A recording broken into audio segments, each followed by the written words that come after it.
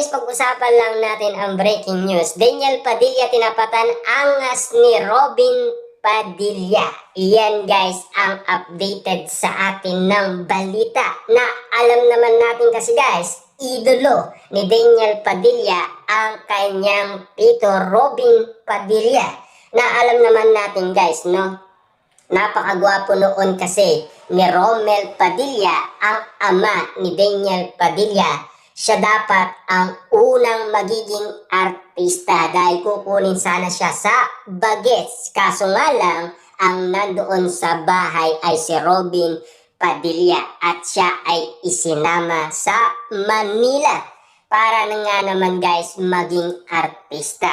At kauna-unaan nga naman guys, karakter ni Robin Padilla ay kontrabida. Ang sabi pa nga naman guys dito, no?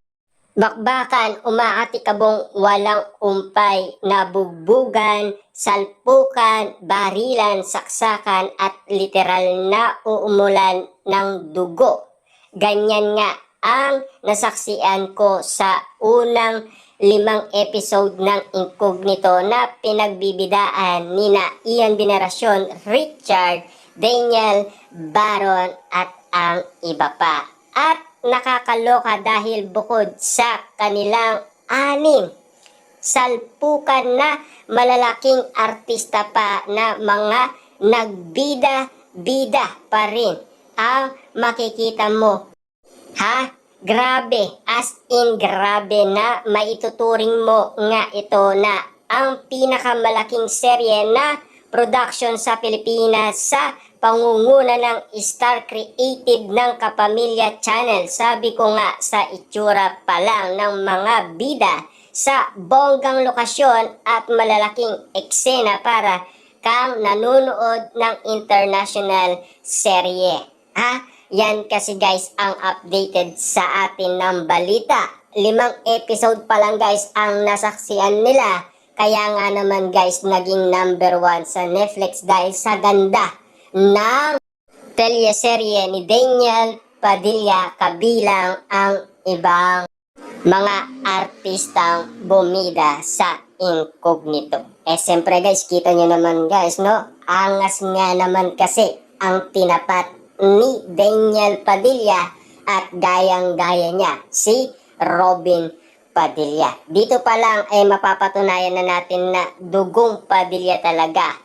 Mamamangha ka sa mga lugar na pinagtapingan nila tulad ng Sagada at siyempre ng Palawan. Ang ganda-ganda ng siniguradong maraming foreigner ang maaakit na puntaan ang mga lugar na iyon kapag napanood nila ang serye. Anyway, yes, napanood ko na nga ang 5 episode ng Incognito kasama ang mga feeling social media influencer pati na ang mga artista tulad ng mga basketballista sina Richie at Tomas, ang mga basketballistang sina Faith at Cherry. Sa unang episode pa lamang pinakita na agad ang malaking eksena at bongga agad ang mga guest nila dahil may Bel Mariano at Aljur agad. Hindi ko na lang ikinuwento ang eksena ng dalawa pero siguradong tayo kayo sa mga upuan ninyo dahil sa kanila. Siyempre guys, sa ganda nga naman kasi na pwedeng makita sa Palawan. Lalo na guys, siyempre nasa Italy din. Kinontinue ang nasabing serye ni na Daniel Padilla kasama si Richard Gutierrez. Siyempre may taping pa nga sila doon. Abang si Alden Richard at Catherine Bernardo ay nasa Canada. Diba? Pinag-uusapan nga naman kasi guys ang ganap na mga ganitong eksena. Dahil sa ganitong eksena guys ay super ganda nga naman kasi ng serye ni na Daniel Padilla at siyempre Richard Gutierrez. Bagay na bagay kasi kay Belly ang role niya na prinsesang-prinsesa ang datingan, ha? At yes, caring niya ni Aljur ang role niya na action star level. Bodyguard nga ang dating.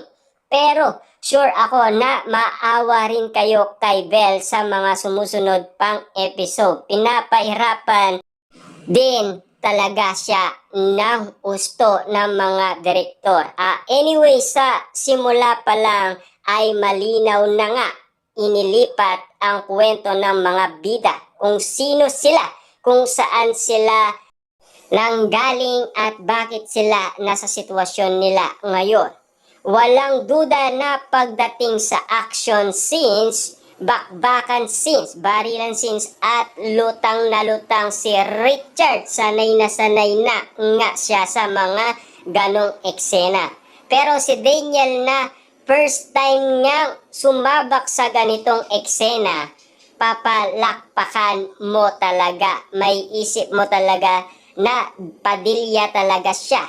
Na heto talaga ang bagay na giner sa kanya. Yan talaga ang pangarap noon pa man ni Daniel Padilla, ang gayahin ang kanyang ama at ang kanyang tito Robin Padilla.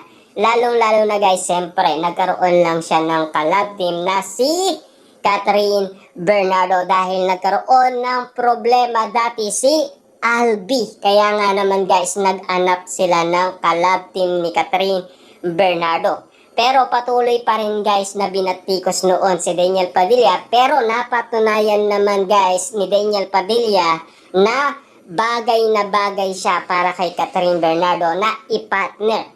Siyempre guys, 12 years nga naman ang tinagal. Kita nyo naman, dumami pa ang fans club ni Daniel Padilla at Catherine Bernardo.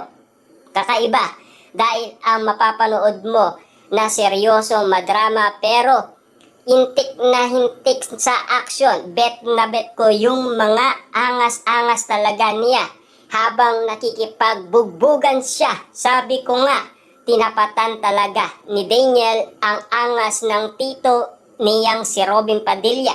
Yan kasi guys ang update sa atin ng balita na talagang tinapatan na ni Daniel Padilla ang angas ni Robin Padilla. Pero hindi pa niya kayang tapatan talaga si Robin Padilla dahil si Robin Padilla noong siya ay nag-uumpisa pa lamang talagang pinakita niya na ang usay niya bilang isang artista at bilang isang malupit na kontrabida. Pero 13 years old pa lamang si Robin Padilla noon, di ba?